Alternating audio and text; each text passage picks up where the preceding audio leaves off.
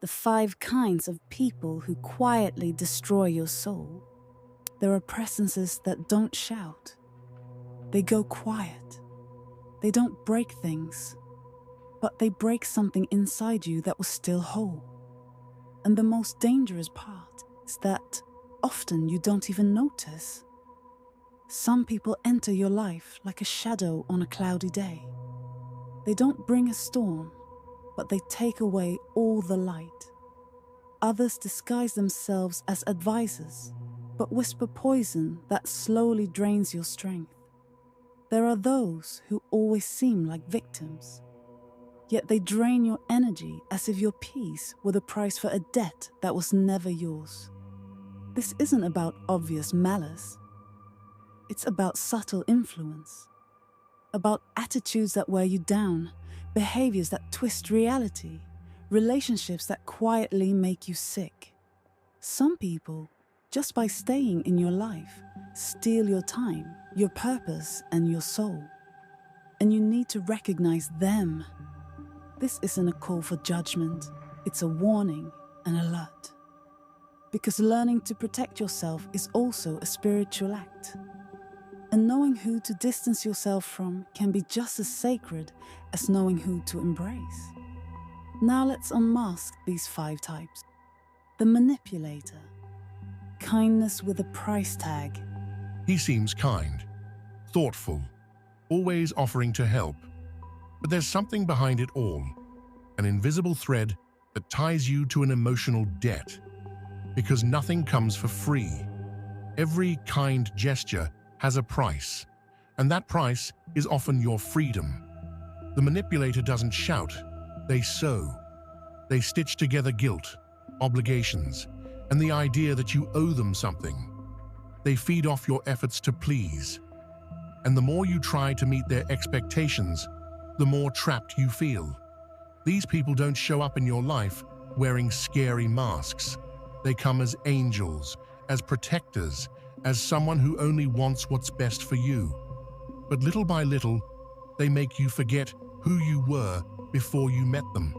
You start to hesitate, to overthink before you speak, to feel like your decisions need approval, like your shine should be dimmed so it doesn't hurt the ego of someone who loves you. Run from emotional manipulation disguised as care. Beware of fake concern. Loving isn't controlling. Helping isn't demanding. The presence of someone like that suffocates you, slowly. And the worst part, you blame yourself for feeling that way.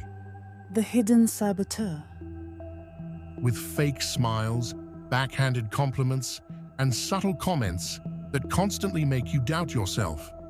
This kind of person may seem smart, reasonable, even refined, but what they really do is chip away at your self-confidence. They say they're just helping you improve, that they're just being honest. But the truth is, they feed off your insecurity. They feel good when you feel small. It's the kind of person who doesn't want you to fail. They just don't want you to go far enough to ever have to face success, because your light bothers them, because your courage threatens them. You could spend years around someone like this and come out believing you're incompetent, that you'll never be good enough, that you need constant approval just to exist. The invisible critic might be a friend, a relative, or even a romantic partner. They don't raise their voice, but they silence your soul.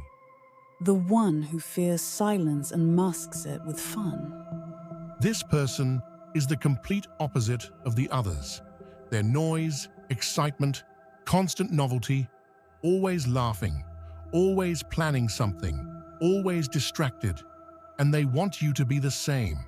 They seem light-hearted, but deep down, they're afraid of silence. And by pulling you into their world, they deliberately pull you away from yourself. They can't handle depth. They laugh at your attempts to reflect, mock your spiritual journey, dismiss your pain, because all they have to offer is the surface, and they want you to live there too. At first, it's fun. Then, it's exhausting.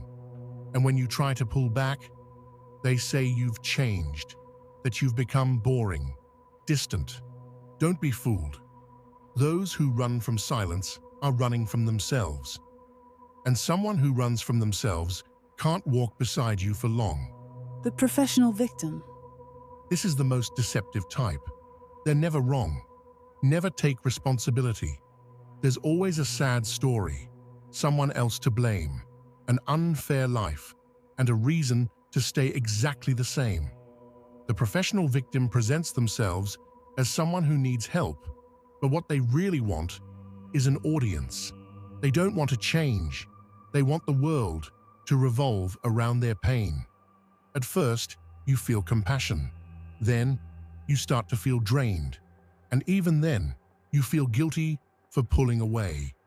Because this kind of person is a master at making you believe you abandoned someone fragile, when in reality, they just don't want to get up off the ground. You start to notice that every conversation ends in the same place, that every bit of advice is ignored, that any good news you share feels like an insult, because deep down, they want you in the same hole they're in. It's hard to accept, but some people feed off playing the victim. And if you get too close, you become the villain in their story. The applauding rival. This is the one who smiles when you succeed, but the smile never reaches their eyes. They pretend to root for you, but every one of your achievements sparks a flicker of comparison in them. Suddenly, they're competing over things you didn't even know were a contest. Your choices become targets, your tastes a joke, your path a threat. It's not obvious jealousy, it's something more subtle, and because of that, more dangerous. They'll copy your ideas, compare stories, try to do more, faster, with louder applause. And all of it happens quietly. This kind of person never truly celebrates your wins. They hug you, but they're calculating. And slowly, you start to wonder if you can really trust them, if you can open up, if you can share. It's the kind of relationship that requires you to shrink yourself to keep the peace. But it's not worth it. Cutting ties with people like this isn't selfishness. It's maturity. It's self-love. It's spirituality in action. You weren't born to be everyone's emotional well, or the therapist for those who don't want to heal, or the stepping stone for those too afraid to fly. You were born to evolve, to grow, to thrive, to love deeply. And that starts with loving yourself. Avoiding these 5 types of people isn't arrogance, it's wisdom. Because life is already challenging enough, and you deserve to walk beside those who celebrate your light, share your pain, and respect your silence. The soul knows when it's in a safe space, when it can open up without fear, when it doesn't need to justify its existence. That's what a true home feels like. Protect your energy.